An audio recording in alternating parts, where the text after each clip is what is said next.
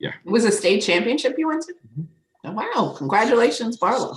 So Barlow won the state championship. Yeah. They finally dropped a set though.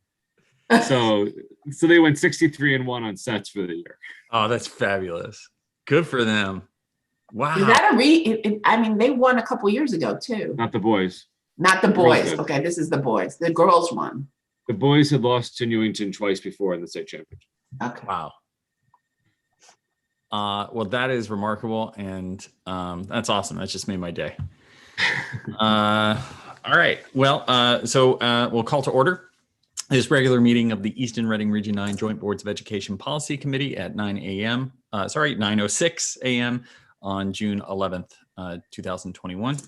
First item is the approval of minutes from the May 28th, 2021 Eastern Reading Region 9 Boards of Education Joint Policy Committee special meeting. Do I have a motion to approve? So moved. Thanks. I heard Maureen first and then Chris, so first and second. Any discussion? All in favor? Very good. Unanimously approved.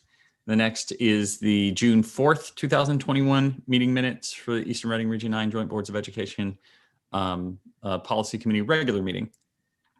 Do I have a motion? So moved. Thank you, Second. Maureen. Thank you, Chris. Any discussion? All in favor? Very good. Unanimously approved. That takes us to public comment. No members of the public being present. We'll go to committee member comment.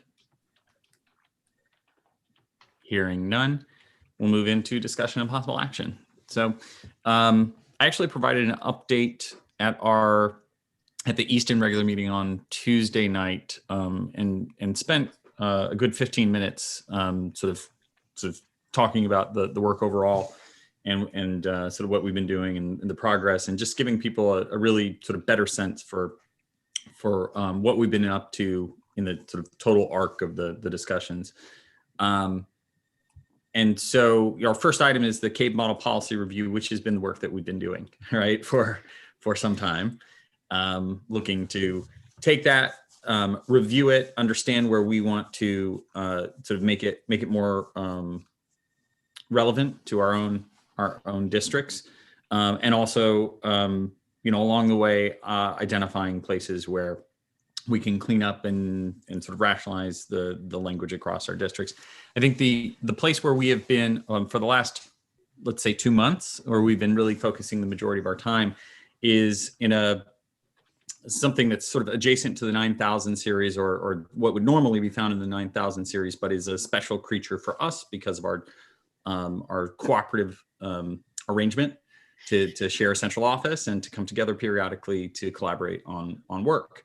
And so as we look at the 9000 series, which generally deals with individual board bylaws, we think of the work to define rules of the road for our 3 boards when working in concert as really important work that we need to address. And so I will open up my share. I think today we will finish that work. I think we will, and I think that's a really good thing. I'd like to talk about specifically how we present that content, and would love to have a sort of hearty discussion about these policies that affect or recommendations for process that affect us when we come together. What's the best way to sort of put these in front of the boards to help them understand sort of the meaning behind them and the recommendation, allowing for robust discussion within those meetings, so that if people have concerns, that we're able to address those concerns and adjust the language as needed. So I am we're seeing all of this. I think the intent would be that we start at the top. Does that make sense? Okay. All right. So absolutely open to different schools of thought. I think we could try the approach of non-controversial or well understood and well followed process which would be things like selecting a chair.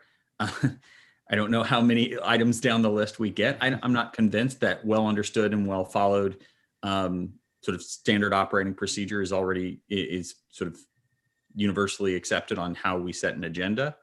I think recording minutes, whether or not it's universally understood, it actually has been followed.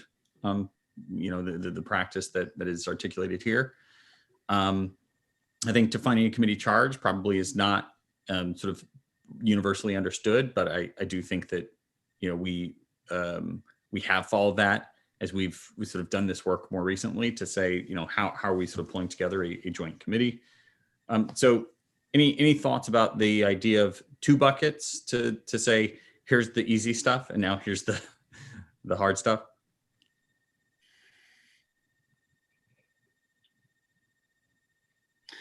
I'm thinking it through in that context and in the context of sort of the life cycle of board work. Because I think you almost get to a similar place with respect to starting with mutually understood things and getting to more controversial things that way too. I'm not sure it makes a difference though. I don't know that I would telegraph these are hard things. I think I would make a decision about whether or not you wanted the hard things first or the easy things first. But I don't know that I would per se telegraph them. And I think in some instances, sometimes, given how lengthy this work has been and how complex, sometimes even the approach of hard thing, easy thing, hard thing, easy thing might make people become less entrenched. Yeah, that's interesting. Yeah, and I would say I am learning every day that my optimism is such a hindrance to at least accurate estimates of time. Yes. For going through these conversations. So I think it might be useful to to do our best effort to. I actually like the idea of not a pure easy thing list and a pure hard thing list, but just sort of a mix of them. And I think we might be surprised by how many of the things that we thought were uncontroversial end up getting deep discussion. Well, I'm looking at just at two right now, and I'm already thinking through the lens that you've applied to sort of the dispute question. And that is that our individual bylaws all basically say that if 2 or 3 or 4 people request a special meeting on a topic, they get it. Right. Regardless of what the chair wants or doesn't want. And so you probably need to flesh that out a little bit to say that the chair can add agenda, has the authority, subject also to requests of individual board members. And so the question there is, do we all agree to honor the agenda requests of co-boards in situations like this? I think the answer is yes. Right. But I think you want to spell that out because you're going to get a little bit of pushback that says that's too much authority to the chairs. Right. Yeah. And I actually think we have that elsewhere. I just think it didn't bubble up to the agenda question. But I think when it comes for calling for a meeting, I think we did say it there. Yep. I think because we sort of, our conversation evolved over time. And I think that now looking back at some of our early, this is simple kind of comments, it probably requires a little bit of nuance. Yep. Here it is, requesting a joint meeting of the 3 boards. Chairs of the 3 boards shall endeavor to work cooperatively at all times. If any one board chair requests a joint meeting of the 3 boards, all good faith efforts will be made to hold blah, blah, blah, blah, blah. I could have sworn we had language in there, and maybe I think there was. I want to say yes too. It might be somewhere else. It might have found its way somewhere else. Where would we have put that? Would we have said the word members?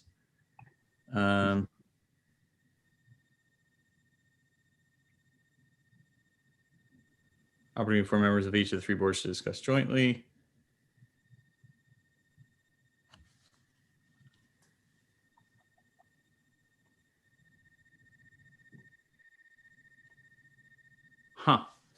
That's strange. Okay, so let's get it in now. The chairs of the 3 boards shall endeavor to work cooperatively at all times. That's good. If any one board chair or through or like through the prescribed mechanisms of the boards to call for a meeting? Well, this is where I would have a little bit of a distinction. If members of one board call for a meeting, they don't sort of per se have the right to compel that to be a joint meeting.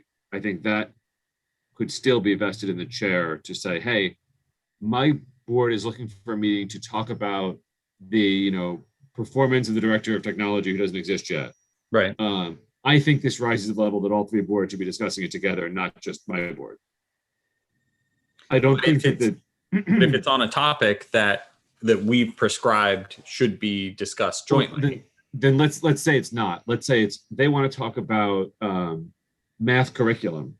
Right. I think math curriculum really is valuable for us all to talk about because there are overlapping issues. Can we all get together? Right. I don't necessarily think that that's three members of one board can compel a joint meeting circumstance. I think that's the chairs should confer on that or something to that effect. Wait, could it be a function of, can we just put in some language that says on matters that affect all three boards? Yeah. I worry about vesting too much power in the board chair. Right. And I worry about investing too much power in three members of one board causing a meeting of 21 people because of a personal grievance, which is perfectly plausible. Right. And I think that from my perspective, the gating factor is this an issue that affects all three boards? And if it is, then those three members should have that authority. If they want to talk about something that affects all three boards, then okay. But if it doesn't, then the board, that would be at the board chair's discretion to say no. But it wouldn't be at their discretion to say no to a meeting of their board. Like that's in that board's bylaws. That sorry, you still got to have right. If three members of the Easton board come forward and say, I want to talk about math curriculum, the Easton board is meeting. Right. The question is whether the Reading and Region 9 boards have to join. That's right. Okay.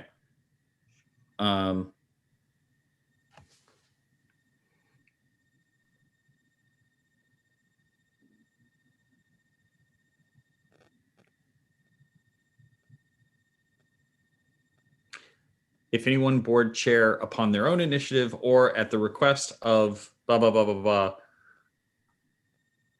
Right? Does that work? Something like that. So I'll write it and then we can fix it. You could say if anyone board chair requests a joint meeting,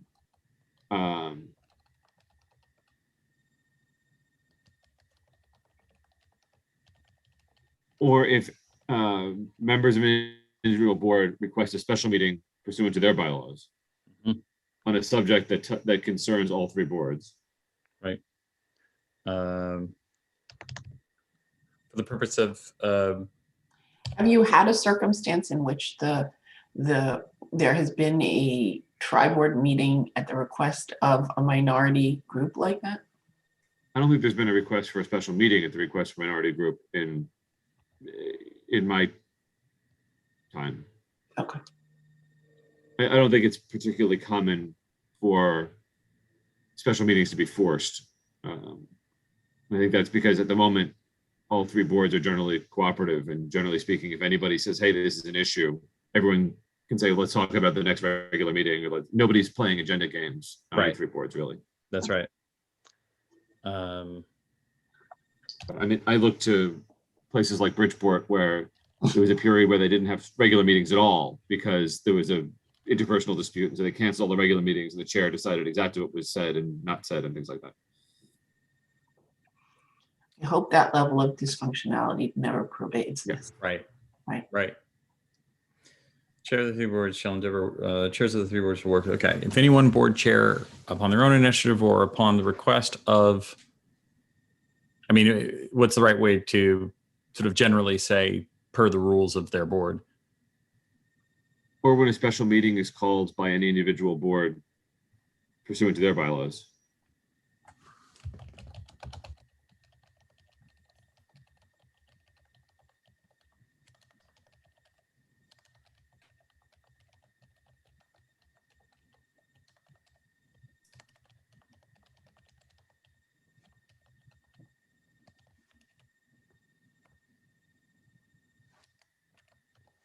for the purpose of discussing matters impacting all 3 boards. Yes. Request to join me. All good faith efforts must be made to hold said meeting as soon as reasonably necessary and in no event outside of 14 days.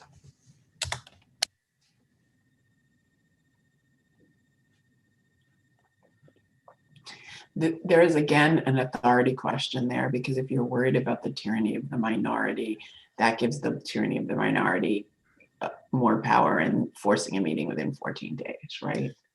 So I'm just pointing that out. I'm not necessarily adverse. It may be a structural thing we're stuck with given the 14-day language, but it does give the minority a little bit more power. I would also say that I think where we're heading with all of these is that these are guidelines and sort of norms. And if people are abusing the norms, I think the discretion, I think it will be within the discretion of, the chairs to sort of call that out. I would hope though that we don't do that, lightly. Right. Because I mean, if you play the game theory, it's, we'll call a special meeting and then nobody shows up for the special meeting and there's no quorum for 2 or 3 boards, and it just goes downhill real fast. Yeah, it devolves into real dysfunction. Chairs of the 3 boards shall endeavor to work cooperatively at all times. If any one board chair, upon their own initiative or when a special meeting is called for, I don't know why it does this. I wish it would just keep it in the same. Oh, you know what? I think I might be able to make that happen by doing this. Yes. Ha ha ha. I have defeated you, Google. Google Sheets. All right. Is called for by any individual board pursuant to their bylaws for the purpose of discussing matters impacting all 3 boards, all good faith efforts. Okay. I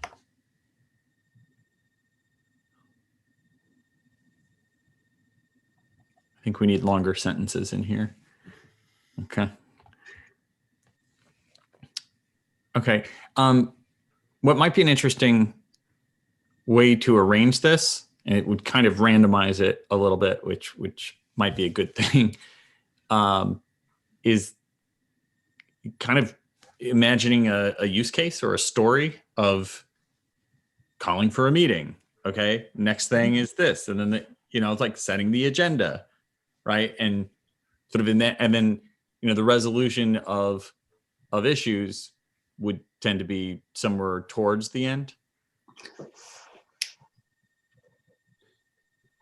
Yeah. I mean, you could use the context of the central office budget, which I think is the most sort of commonly understood purpose of the 3 boards. Yeah. Yep. And walk through the life cycle of that. Yeah. There are going to be sort of asterisks like the special meeting calls and things like that just don't fit that narrative. Yep. But if you created a hypothetical to try to hit all of these, you'd be talking about something that people wouldn't really be able to buy into being realistic. Right.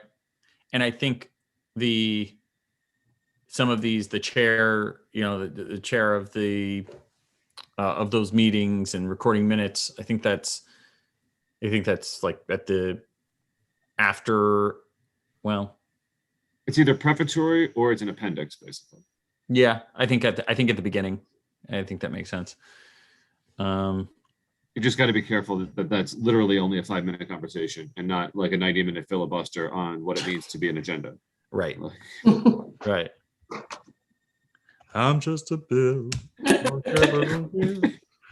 Honestly, they should bring those back. I love. They really should. There was a bit of a reboot. I don't know, like 20 years ago, maybe more. Like I think Sublime or like some of those, those like 90s bands did a bunch of those. A joint committee charge. Acting on committee recommendations. This feels like it's in the middle somewhere. So this is adding agenda items.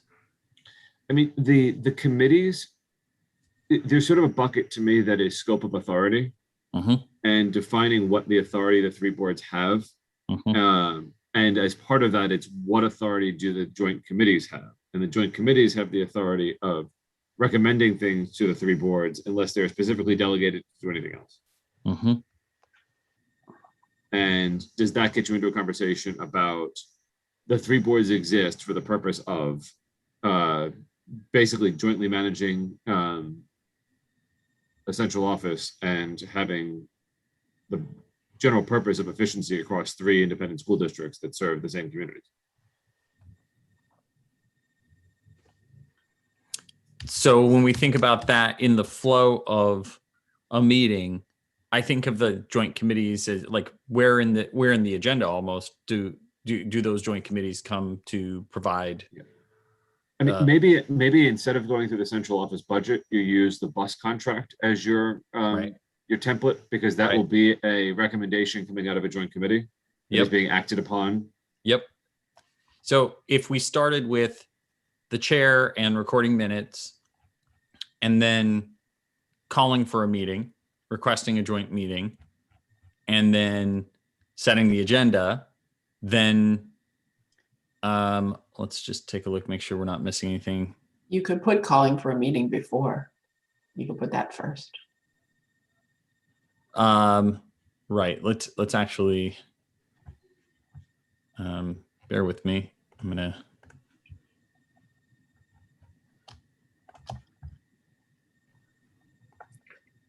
You're not getting any wordsmithing out of us at that.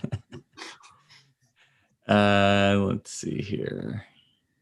I feel like the sorting should be better in here. Yep, that'll work. Okay.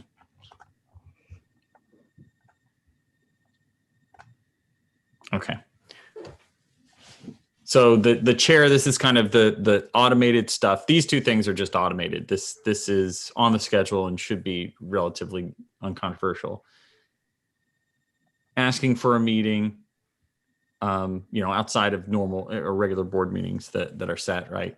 Setting the agenda, defining committee charge, acting on committee recommendations. I actually think that this one is 6 because selecting joint committee chair should be 5. And then we've got intervals for review of charge. So maybe that's 6. Intervals for review, that's 7. Oh, we've got regular meeting schedule. So all these are going to shift, but that's okay. I'm just going to do some points in here. So let's go. Where are we? 4. Okay. So 5, 6, 7. I think this one's going to be 8.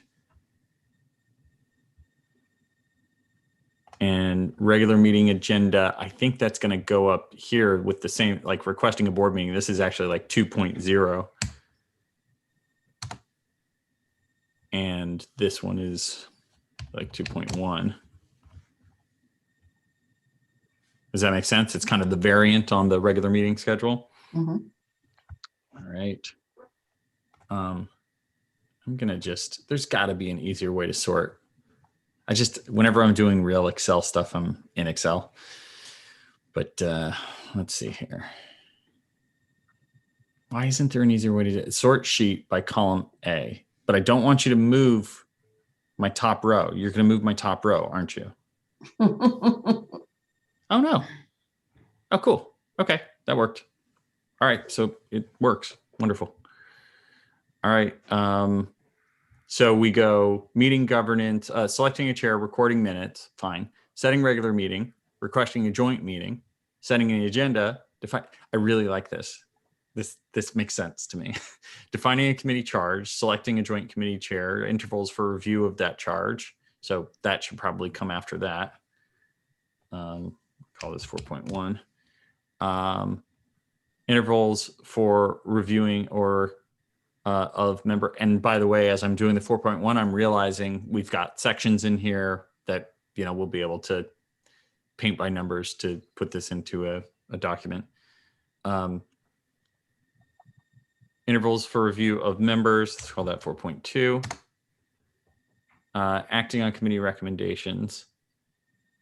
And then are we on to other things? It looks like we are. Yep. Okay. All right, good. So now we've got a set of, why are we calling this meeting governance? Oh, because we're saying these topics should only happen in a joint meeting.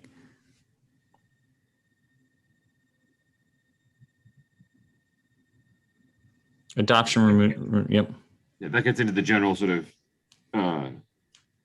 what is an automatic tri-board topic, basically. Right. So does that belong up in the agendas, the agenda items? Like this is something that you'd want to add to an agenda. If you want to talk about this, it's on an agenda. I might put this at if we're going to do a life cycle use case, I might put this at the end, because if you put this at the beginning, you're going to spend an hour and a half fighting about what the right use cases are. Yeah. Instead of seeing what the arc is. Okay. I'm going to call that 10, and we'll put everything else sort of between it. Operational contracts. We say that's the same as HR at the end. Yeah. I don't know what we mean when we say appraisal of the work underway, but I like that. Individual committee members will regularly report back to their, this is more ongoing reporting obligation. Yeah. Selecting of a joint committee chair, intervals for review of charge, intervals for review of member assignments. Yeah. It's really responsibilities of joint committees. That's exactly right. Let's call it that?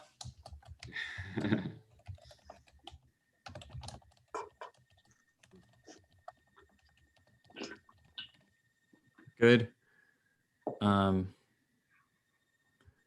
Review, approval, and reopening of the central office budget. That seems like it's in the category of, here are the things that belong in tri-board meetings.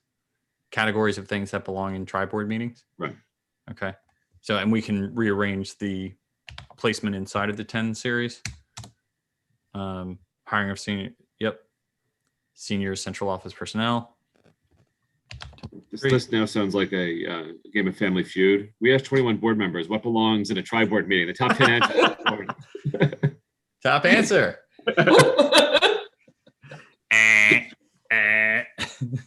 Survey says. Oh, that's good stuff. We had compensation for the paraprofessional at Samuel Staples. Second strike. We asked 21 board members. How do we have 53 answers then? No, that doesn't make sense. Okay. Approval of salary and benefits. Hello, 10.4. Real property. Hello, 10.5. Superintendent evaluation. So this one, we're not saying that this belongs in. So the category can be what does and doesn't belong. We're saying we'll collaborate to determine a common template, but each board will do its own independent evaluation. But this is less about that which is conducted in a tri-board meeting and more about that which is deliberately collaborated upon. Right. Which I think sort of speaks to the general sort of statement of intent of, we work together for these reasons. One of the reasons we work together is to make sure we have a common template for our independent evaluations of the superintendent. Right. Looking at the top,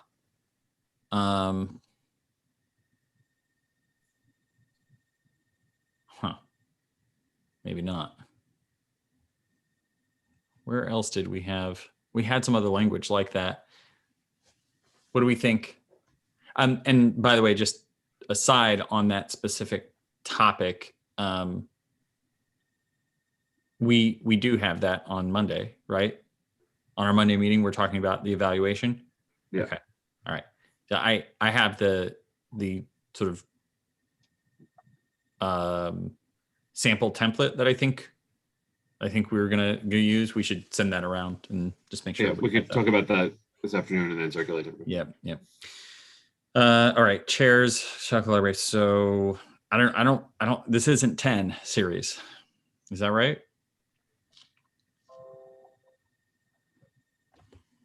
This one is. Yeah. I think that row 19 ID 17 is a different bucket entirely. Yeah. Let's call that 9 and then we'll come back.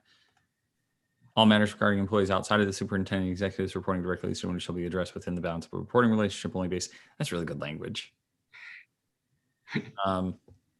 So, I mean, it feels like these are, inside of a special meeting. And here we go.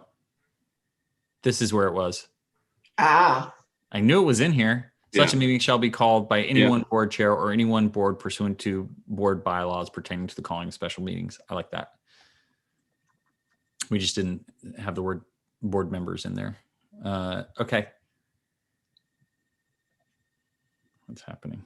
Scrolled over. Okay. I mean, I know this is under this same section here. Should this be 10.8? This is sort of similar to 9.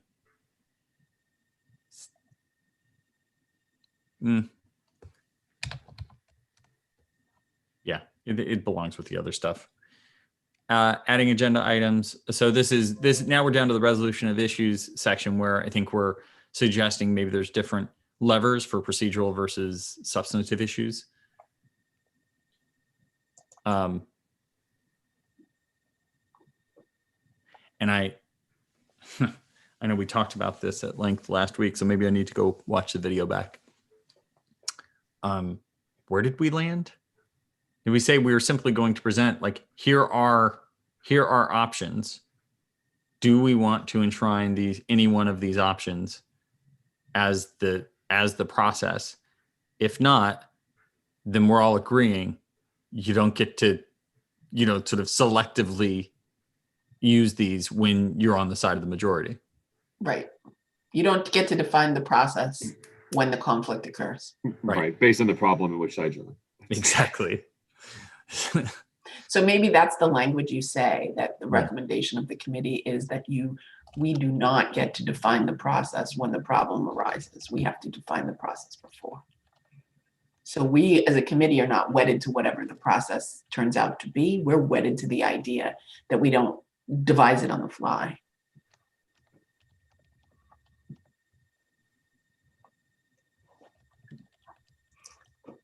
Which sort of begs the question of what is the default process if there isn't a process? And the default process would be that 23. Yeah. Sorry? Recess table and postpone and reconvene. 23 is the default. Right. And the default is all 3 boards agree. Right. And any one board abstaining defeats whatever the action is. Right. That's right. Or That's right. not abstaining, but rejecting. And I also think it's important to get across the idea that the lack of recommendation in this area doesn't indicate that we couldn't agree. It was just that we believe that it's a larger question than a committee question that needed a recommendation. And I interrupted you, Chris. that's fine.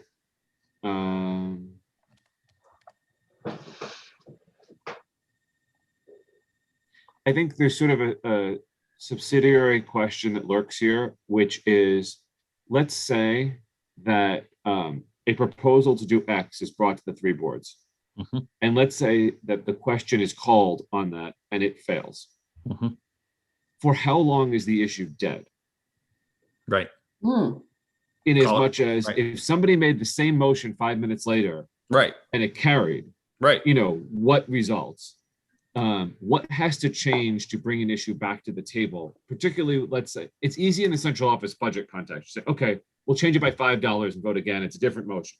Yep. But if it's, we want to approve the superintendent to go to a conference, or we approve the introduction of some speaker or something, then if the boards do call the question and it fails, is it dead forever?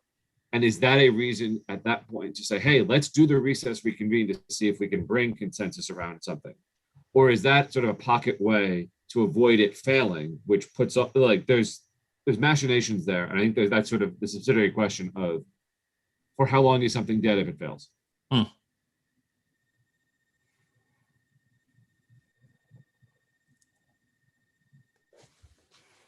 And I don't know the answer.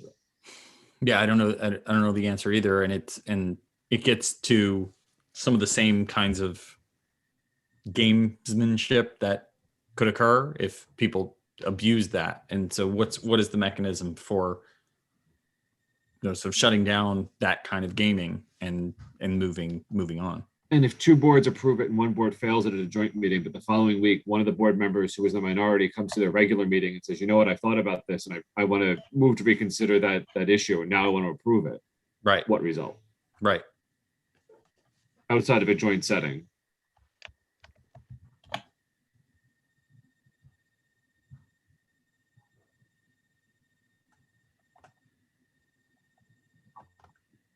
It just gets very naughty. That's yeah.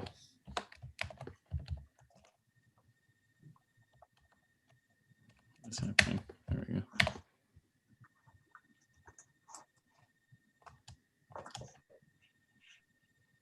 go. People like to say things like we can't bind future boards.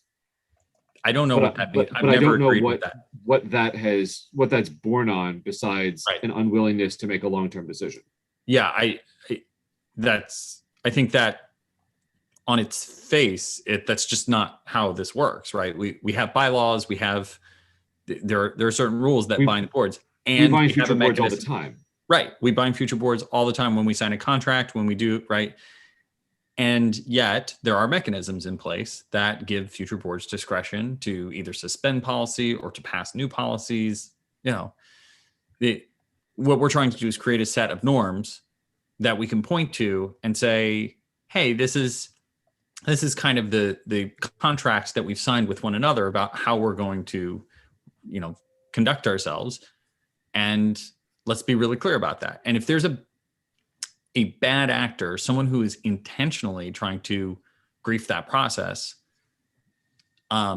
that's another issue. I think right now, and I know I look like I'm thinking hard, but I just want to make sure I believe this. There's no member of any of our boards who is intentionally trying to, obstruct and to do the wrong thing. And I can think of every single member right now in my head that we're all trying to do the right thing. Mm-hmm. So, yeah. It still behooves us to protect against that possibility. That's exactly right. And it is the same thing. I oftentimes get into this discussion when we're talking about this kind of things in different forums. And it's like, I'm glad that we have a good leader in this spot. There's no guarantee that we're always going to have a good leader in that spot. That's why we make these rules. I've told clients 1,000 times when they say, my boss would never do that to me. Your boss can get hit by a bus tomorrow, and the next boss might not honor whatever agreement you think you have. 100%. That's right.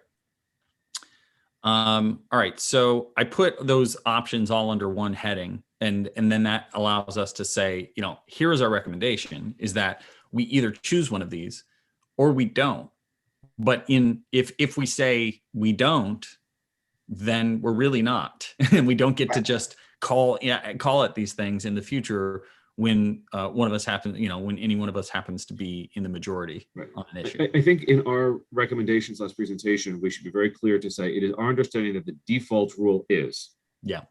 And if you want to deviate from the default rule by having a procedural mechanism, let's define it. But otherwise understand this is the default rule. The default rule is not whoever has the loudest process in the moment gets to define it. Right. Then are we taking row 25 and putting it in here as the default rule? Somewhere you have to leave open this as a forum for people to focus on and think about when they think about these things when you're presenting. And so I think you need to leave them as texts somewhere. Yeah. I think this actually.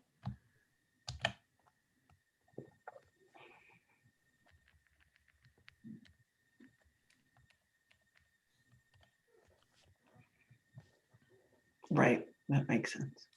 And then we can say default, right? Because that doesn't require, that's just the rules that exist today, that we have that option available to us just by, I think Robert gave us those rules.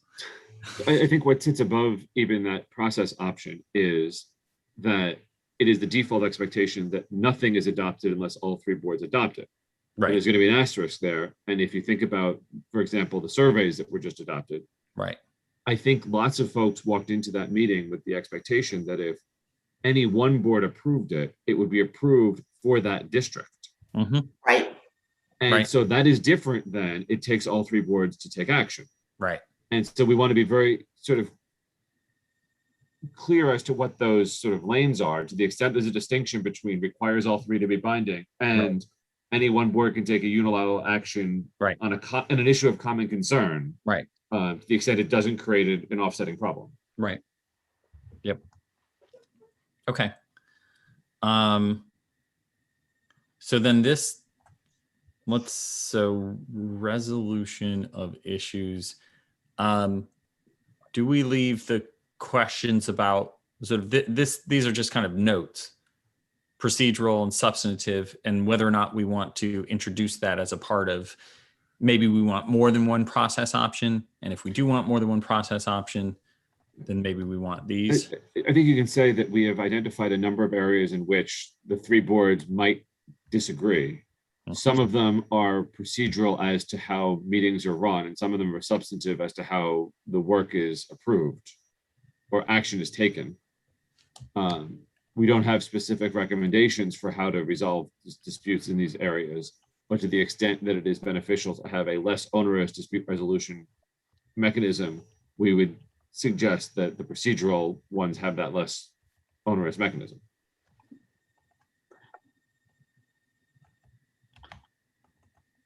And we talked about a parliamentarian here for procedural issues. And I really think that that's something that, I mean, I haven't seen people get bogged down in procedural issues in my time on the board, but I do think it's something that you can raise, you know, appoint this person. We don't generally get bogged down in this stuff, but that's the person who's going to help you resolve it.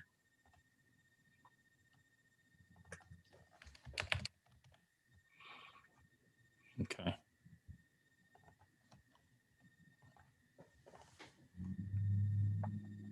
Okay. I'm just going to try to clean this up. All right, so that's all a part of that resolution of issues. I think leaving this as the sort of default, and then the question is this going to become a sort of option B for that? Maybe Okay. change that header from process option simple majority to just process options. Yes, indeed.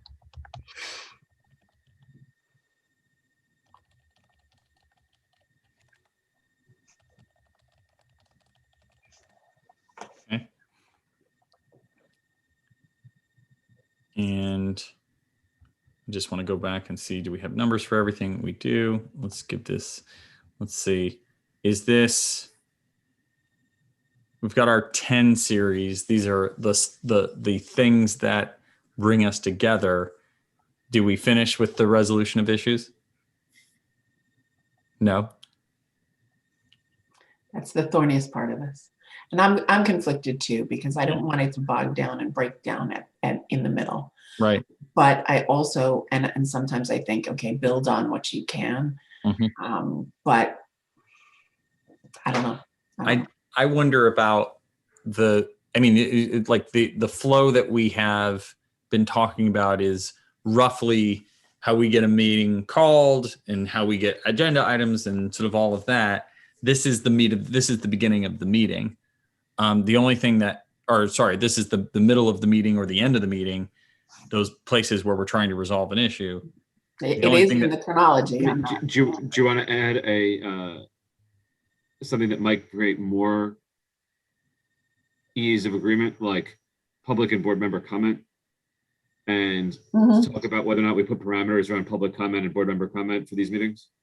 And I like that too, particularly for the longer meetings, having those parameters and having us have a fallback to say, right, hey, we have all agreed that 3 minutes of public comment is what we're going to permit as a max, and 1 minute as a minimum, given the size of the public, so that our public comment does not go and infringe upon people's ability to think through the issues they need to think through in the meeting. I think that's Infringe an on them. area where I think we can have sort of a broad-based common understanding of a need and reach a relatively easy consensus. I agree. And this would be the last item. I'm thinking about the agenda. It comes at the end. Right. Is there anything that we would say though about board member comment? Yeah, I would say that board member comment is not a time for crosstalk and discussion, because then you're creating FOI problems. Right. And it's an endemic problem across all three boards, that one person will say something that's off agenda and then it becomes a whole side conversation that sometimes pulls the administration in to answer questions, and it's just not appropriate. Okay. So do you want to say board member comment and public comment will be limited to items on the agenda, which would certainly be my preference? Or I think for a tri-board setting, well, I sort of have of two minds on this. In a tri-board setting, I think it's reasonable to say, because of the complexity of the meeting and the infrequency of the meeting and the length of the meetings generally, that we should ask the public to constrain their comments just to what's on the agenda. However, in a regular meeting, what's on the agenda can change, and that creates an unfair sort of, well, I didn't know that was coming perspective. And second, it's the only opportunity the public has to address the boards on issues of trilateral concern, like start times, regionalization, things like that, that might not be on the agenda, but are of interest or are of public concern in all three districts. So I have concerns about even attempting to limit the subjects that the public is going to talk about. I think we don't have that right to tell them you can't talk about this. And, to the degree that the boards, I do not believe we do this at all, but to the degree that future boards might try to not talk about something that is of great public importance and just not include it on the agenda. It's like, oh, you can't talk about that because we didn't put it on the agenda. Right. No, I as a concerned citizen have a right to bring this issue up. Yeah. Yeah, the building burned down. Why aren't you talking about it? Right. What building? What burned? What are you talking about? Like, no, guys, no. Yeah. I think that's fair. I just think that some constraints at some points, maybe the chair is given some discretion to put some constraints on the public comment or something. Our bylaws say that the chair can curtail public comment at any time. So, that, like, at least under our bylaw, and I don't know if that's in everybody's bylaws, but the chair has a large degree of discretion, at least within our bylaws.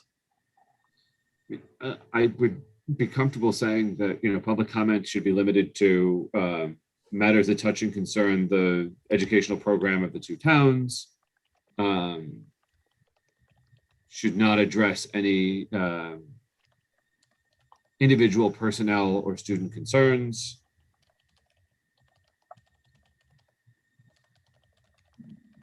Should not. I mean, I'd be even wait, go as should far not. as to say I that missed it that is last Do not address individual personnel and student concern. and I might even go as far as to say that the boards will afford at least two opportunities for public comment. The first of which, may be constrained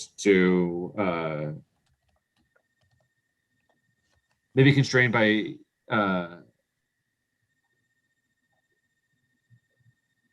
either advanced publication in the agenda or by the chair to 15 minutes or 30 minutes or whatever an appropriate time period is, or otherwise by motions of the three boards. Okay. Do we want to say may be limited to? I mean, even the amount of time, it could be 3 minutes, it could be 2 minutes. Like that could be flexible just based on the number of people making comment. I think you can just say may be limited and not limited to X time. You're right.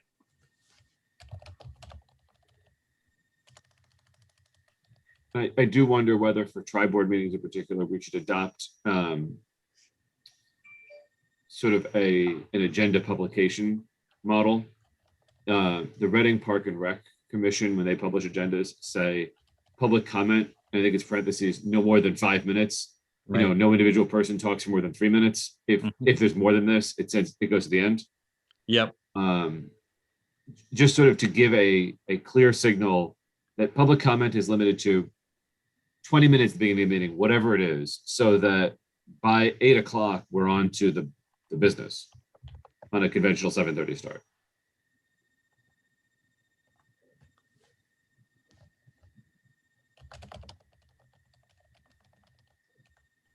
To extend at the. This is awful. This is the worst thing that it's ever been written. Extend the overall time per motions vis-a-vis. XYZ. Yeah. All right. So, I mean, many of the items, and I see we have 4 minutes here, and I actually got to jump off a couple minutes early to prep for my next meeting. I do too, folks, Yep. and I'm getting texts about needing to go. Okay. So I think we don't have anything next week where we're diving in on this, but I think we will be ready very soon to dive in. And I think the work that we did today is extremely helpful to what we're trying to do. So We're getting closer. yeah, really, like we're there. All right, So, good. Seeing no members of the public, I'm just going to move to adjourn. Very good. All in Thank favor? you. Aye. Very good. We are adjourned at 9:57.